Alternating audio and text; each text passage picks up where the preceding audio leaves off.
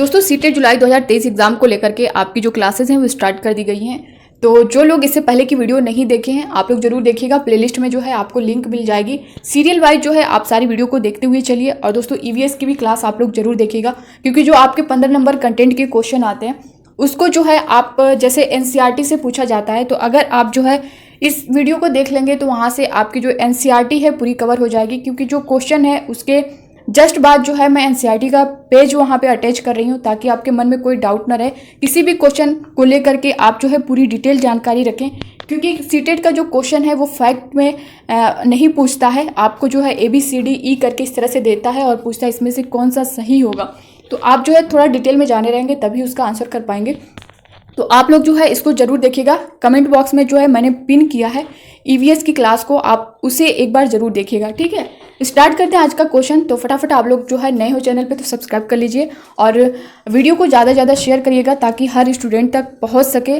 और वीडियो देखने के बाद दोस्तों अगर आप लोगों को अच्छा लगे क्लास तो लाइक करिएगा। तो स्टार्ट करते हैं। आज का पहला क्वेश्चन आप लोग स्क्रीन पर देख पा रहे होंगे। गणित में गणना करने संबंधी कौशलों को किसके द्वारा बढ़ाया जा सकता है? ऑप्शन ए है कक्षा में अभ्यास हेतु क्रियाशील गतिविधियों का आयोजन करके, बी है संकल्पनाओं और प्रक्रियाओं को स्पष्ट करने के बाद अधिक से अधिक अभ्यास कराना, सी है केवल संकल्पनात्मक ज्ञान देकर, डी है केवल एल्गोरिदम का वर्णन करके। क्वेश्चन में दिया हुआ है गणित में गणना करने संबंधी कौशलों को किसके द्वारा बढ़ाया जा सकता है, ये आपको बताना है। ऑप्शन ए आप देख पा रहे कक्षा में अभ्यास हेतु क्रियाशील गतिविधियों का आयोजन करके, इसको एक बार अभी हम लोग देख लेते हैं। बी है संकल्पनाओं और प्रक्रियाओं को स्पष्ट करने के बाद अधिक से अधिक अभ्यास कराना, ये आपका नहीं होगा। सी है केवल संकल्पनात्मक ज्ञान देकर, ये भी नहीं होगा दोस्तों। जहां पे केवल वर्ड आना ये आपका नेगेटिव वर्ड होगा, ये आपको काट देना है। ऑप्शन ये आपका होगा ही नहीं। डी है केवल एल्गोरिदम का वर्णन करना, यहाँ पे भी आप केवल देख पा रहे होंगे, ये भी आपका नहीं होगा। यानी फर्स्ट ऑप्शन आप देख पा रहे होंगे कक्षा में अभ्यास हेतु क्रियाशील गतिविधियों का आयोजन करके एक्टिविटी करवा के जो है गणना करने संबंधी कौशलों को जो है पढ़ाया जा सकता है। तो ऑप्शन ए आपका करेक्ट होगा, ये ऑप्शन ए। ठीक है, नेक्स्ट क्वेश्चन देखते हैं। भिन्नों का योग पढ़ाते समय शिक्षक को नीचे दी हुई एक त्रुटि ज्ञात हुई। 1/2 प्लस, दोस्तों यहाँ पे आपका होगा 2/3 नहीं है 1/3 होगा। ये टाइपिंग में मिस्टेक हो जाती है, इसके लिए सॉरी। जहाँ भी थोड़ा बहुत अगर मिस्टेक आप लोग को लगे तो दोस्तों उसके लिए सॉरी, क्योंकि टाइपिंग में थोड़ा इधर उधर हो जाती है चीज़ें।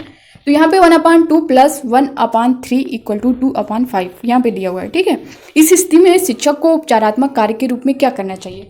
ऑप्शन ए है लघुत्तम समापवर्त्य यानी लस की अवधारणा को समझने में बच्चों की सहायता करें। बी है बच्चे से कहें कि वह अधिक से अधिक अभ्यास करें। सी है इसमें अधिक हस्तक्षेप नहीं करना चाहिए, क्योंकि बच्चे जैसे ही बड़े होंगे वह समझ जाएगी। ठीक है, और डी है प्रत्येक भिन्न के परिमाण को समझने में बच्चे की सहायता करें। तो इसमें से कौन सा करेक्ट आंसर होगा? आप लोग भी अपने आंसर करिए। जैसा कि क्वेश्चन समझ पा रहे होंगे, भिन्नों का योग पढ़ाते समय शिक्षक को नीचे दी हुई एक त्रुटि ज्ञात हुई है 1/2 प्लस 1/3 इक्वल टू 2/5। इस स्थिति में शिक्षक को उपचारात्मक कार्य के रूप में क्या करना चाहिए? ठीक है, ए है लसक की अवधारणा को समझने में बच्ची की सहायता करें। बी है बच्ची से कहें कि वह अधिक से अधिक अभ्यास करे, ये आपका नहीं होगा। सी है इसमें अधिक हस्तक्षेप नहीं करना चाहिए, क्योंकि बच्ची जैसे ही बड़ी होगी वह समझ जाएगी, ये भी नहीं होगा। प्रत्येक भिन्न के परिणाम को समझने में बच्ची की सहायता करें, ये नहीं होगा। दोस्तों लसक की अवधारणा को समझने में बच्ची की सहायता करनी चाहिए, यानी आप फर्स्ट ऑप्शन आप देख पा रहे होंगे, ये आपका करेक्ट आंसर होगा। ठीक है, नेक्स्ट क्वेश्चन हम लोग देखते हैं। विकास 56 विद्यार्थियों की कक्षा को गणित पढ़ाता है। उसका यह विश्वास है कि यदि परीक्षा के तुरंत बाद प्रतिपुष्टि यानी फीडबैक दी जाए तो वह प्रभावी होती है। वह 10 बच्चों की एक छोटी कक्षा परीक्षा का आयोजन करता है। प्रभावी तरीके से प्रतिपुष्टि फीडबैक देने का सबसे अच्छा तरीका इनमें से कौन सा होगा, ये आपको बताना है। ऑप्शन ए है वह यादृच्छिक रूप से किसी भी एक कॉपी का चयन करें और बोर्ड की सहायता से उस कॉपी में उत्तर प्राप्त करने की विधि पर चर्चा करें। बी है वह विद्यार्थियों को एक दूसरे के उत्तरों की जांच करने दें। सी है वह प्रत्येक सवाल के हल को बोर्ड पर समझाए और विद्यार्थियों से कहे कि वे स्वयं अपने उत्तरों को जांचें। डी है वह पूरी कक्षा के लिए चर्चा का आयोजन कर सकता है कि वे किन तरीकों से अपने उत्तरों पर पहुंचे और सही उत्तर पर पहुंचने की प्रभावी युक्ति कौन सी है। तो इसका करेक्ट आंसर क्या होगा, इसमें जो है सबसे अच्छा तरीका कौन सा है, ये आपको बताना है। आप लोग अपने आंसर करिए। जैसा कि क्वेश्चन में दिया है, विकास 56 विद्यार्थियों की कक्षा को गणित पढ़ाता है। उसका यह विश्वास है कि यदि परीक्षा के तुरंत बाद फीडबैक दी जाए तो वो प्रभावी होती है। यह 10 बच्चों की एक छोटी कक्षा परीक्षा का आयोजन करता है। प्रभावी तरीके से प्रतिपुष्टि यानी फीडबैक देने का सबसे अच्छा तरीका इनमें से कौन सा है? वह जो है यादृच्छिक रूप से किसी भी एक कॉपी का चयन करें और बोर्ड की सहायता से उस कॉपी में उत्तर प्राप्त करने की विधि पर चर्चा करें। बी है यह विद्यार्थियों को एक दूसरे से उत्तरों की जांच करने दें। ये भी नहीं होगा। वह प्रत्येक सवाल के हल को बोर्ड पर समझाएं और विद्यार्थियों से कहें कि वह स्वयं अपने उत्तरों को जांचें। ये भी आपका करेक्ट आंसर नहीं होगा। डी है वह पूरी कक्षा के लिए चर्चा का आयोजन कर सकता है कि वे किन तरीकों से अपने उत्तरों पर पहुंचे और सही उत्तर पर पहुंचने की प्रभावी युक्ति जो है वो कौन सी है? ऑप्शन डी दोस्तों ये आपका करेक्ट आंसर होगा। नेक्स्ट क्वेश्चन देखते हैं। एक शिक्षक आकार पढ़ाने के लिए ऐतिहासिक स्थानों के भ्रमण की योजना बना सकता है क्योंकि ऑप्शन ए है आकार किसी भी वास्तुकला का एक अभिन्न हिस्सा होती है और इस तरह के भ्रमण सभी विषयों के आपसी संबंधों को बढ़ावा देते हैं। बी है उसने समय रहते अधिकांश पाठ्यक्रम पूरा कर लिया है और उसे अवकाश उपलब्ध कराने की आवश्यकता है। सी है यह गणित की रोजाना की कक्षा के लिए एक अच्छा अवकाश होगा और साथ ही संप्रेषण परक कौशलों में सुधार के लिए एक बेहतर अवसर होगा। डी है क्षेत्र भ्रमण सीबीएसई द्वारा अनुशंसित किए गए हैं इसलिए ये अति आवश्यक है।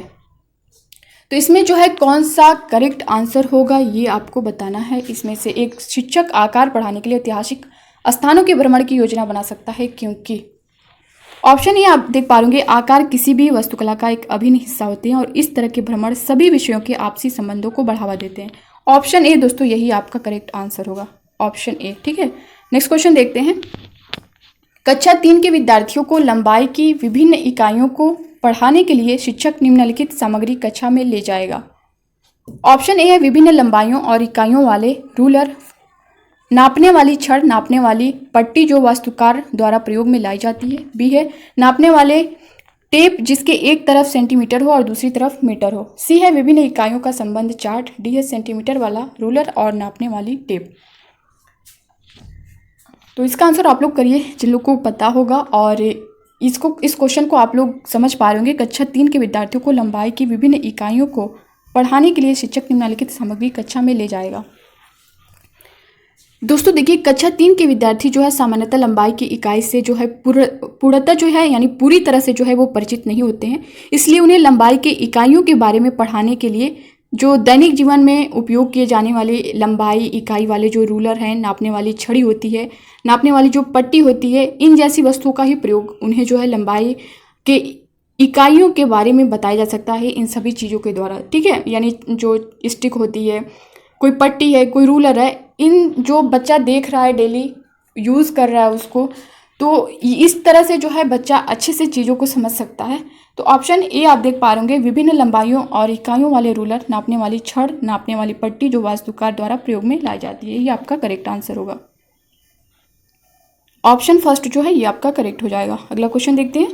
कक्षा 3 के विद्यार्थियों को संख्या पद्धति पढ़ाने का उद्देश्य है।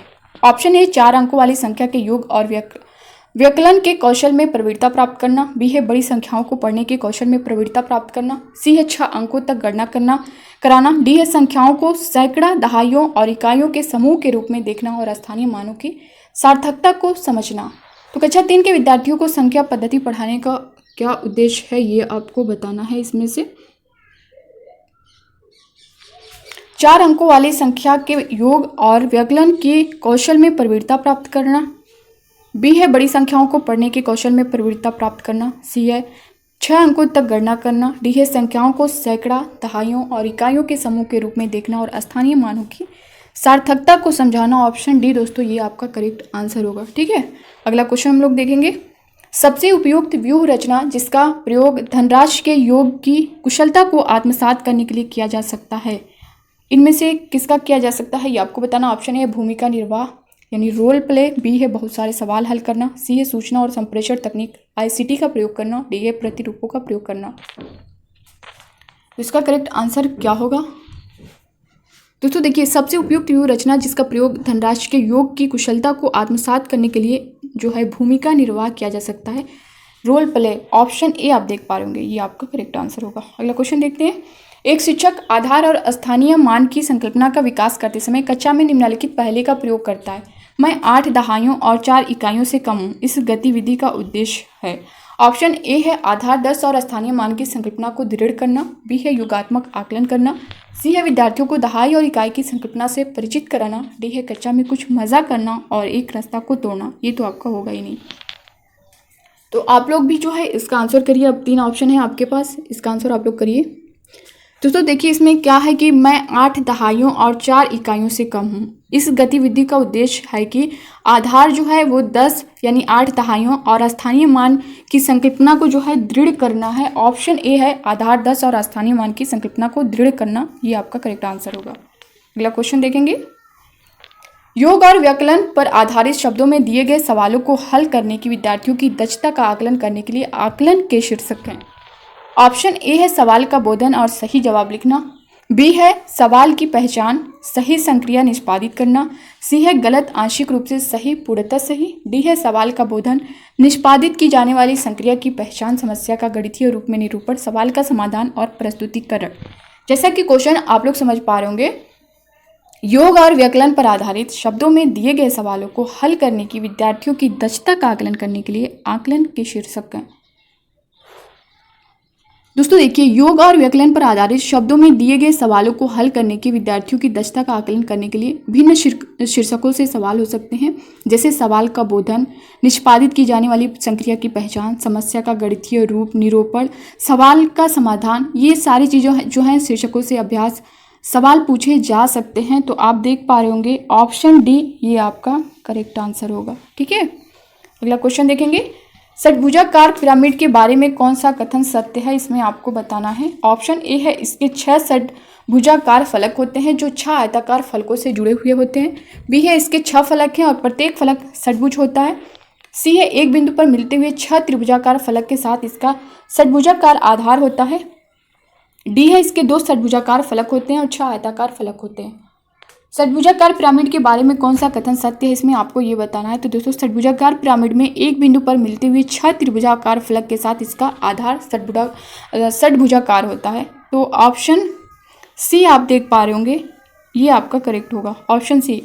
तो दोस्तों ये थे आज के टोटल क्वेश्चन। और दोस्तों इन क्वेश्चन में आप कितना कर पाए अपना जो है कमेंट बॉक्स में कमेंट करके ज़रूर बताइएगा कि इसमें से आप लोग जो है कितना करेक्ट कर पाए हैं।